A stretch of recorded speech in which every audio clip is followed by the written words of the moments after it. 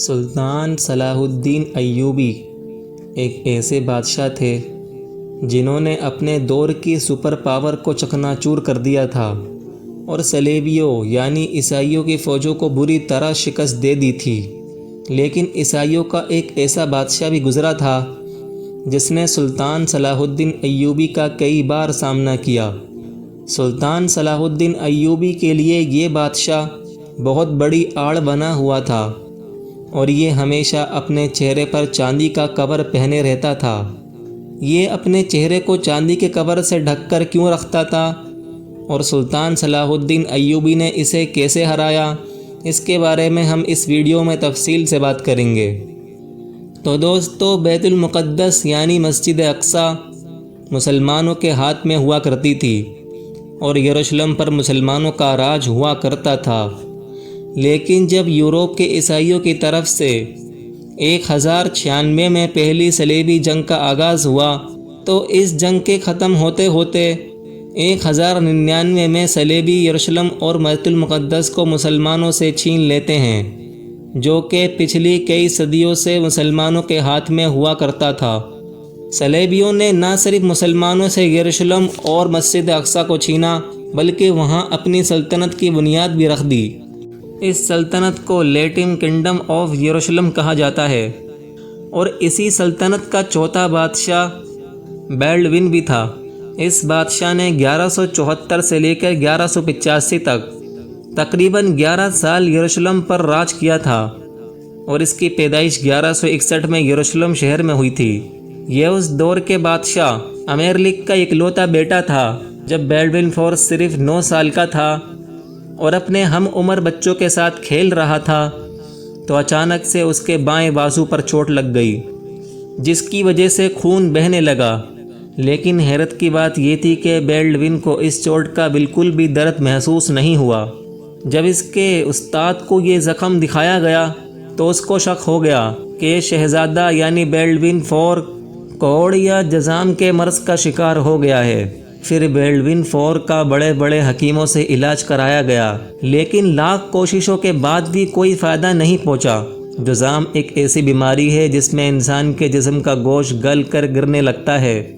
ویسے تو آج کے دور میں اس بیماری کا علاج موجود ہے، لیکن اس وقت اس بیماری کا علاج نہیں ہوا کرتا تھا، بلکہ اس دور میں جب یہ مرض کسی انسان کو ہو جاتا تھا تو ایسے انسان کو بہت برا سمجھا جاتا تھا اور ایسے انسان سے لوگ دور رہا کرتے تھے۔ لیکن بیلڈون اپنی سلطنت کا اکلوتا وارث تھا، اسی لیے اس کی اس خطرناک بیماری کو لوگوں سے چھپایا رکھا۔ پھر ہوا یہ کہ 1174 میں اچانک سے اس کے باپ کی موت ہو گئی اور اس طرح سے بیلڈون فور کو صرف 13 سال کی عمر میں ہی یروشلم کی سلطنت کی گدی پر بٹھا دیا گیا۔ تو دوستو، جس دور میں بیلڈون فور اپنی سلطنت کو بخوبی چلا رہا تھا، وہیں دوسری طرف سلطان صلاح الدین ایوبی دمشق اور اس جیسے کئی علاقوں کو فتح کر چکے تھے۔ پھر ہوا یہ کہ بیلڈون کی بیماری اب اور زیادہ زور پکڑنے لگی اور اب اس کے دائیں ہاتھ نے بالکل کام کرنا ہی بند کر دیا تھا۔ جب 1177 میں سلطان صلاح الدین ایوبی اسقلان شہر کو فتح کرنے کے لیے نکلے تو دوسری طرف بیلڈون فور بھی اپنی صلیبی فوج کی بڑی تعداد کو لے کر نکل پڑا۔ حالانکہ اس کے ایک ہاتھ نے بالکل کام کرنا بند کر دیا تھا، پھر بھی یہ جنگ کے لیے نکلتا ہے اور دونوں فوجوں کا آمنا سامنا ہوتا ہے۔ بہت ہی خطرناک جنگ چلتی ہے جس میں مسلمانوں کو بھی بہت نقصان اٹھانا پڑتا ہے۔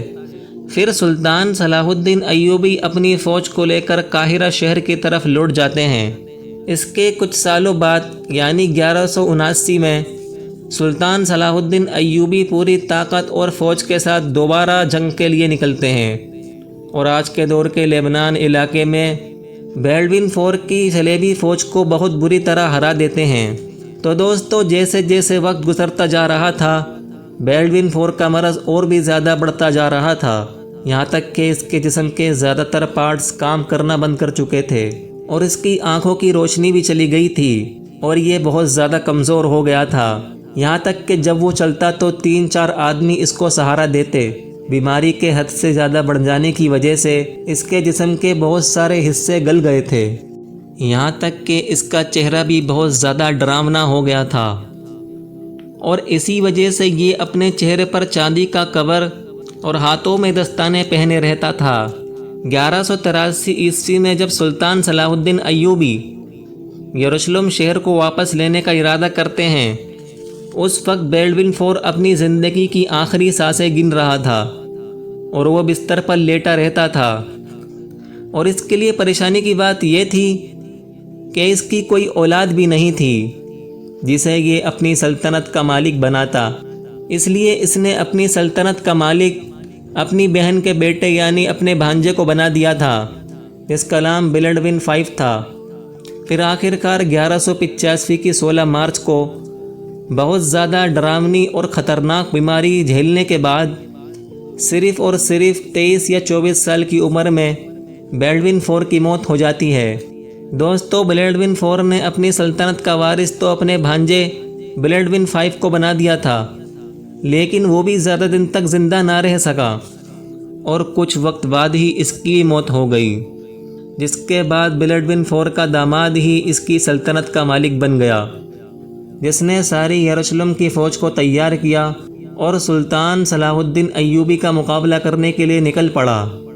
لیکن سلطان صلاح الدین ایوبی نے حطین کے میدان میں اس فوج کو بہت بری طرح شکست دے دی، اور اس طرح سے یروشلم شہر سے صلیبی حکومت کا خاتمہ ہو گیا اور بیت المقدس آزاد ہو گیا۔ دوستو، ہمارے چینل کو سبسکرائب کریں اور ویڈیو کو لائک کریں تاکہ اسی طرح کی ہسٹری سے ریلیٹڈ ویڈیو آپ دیکھ سکیں۔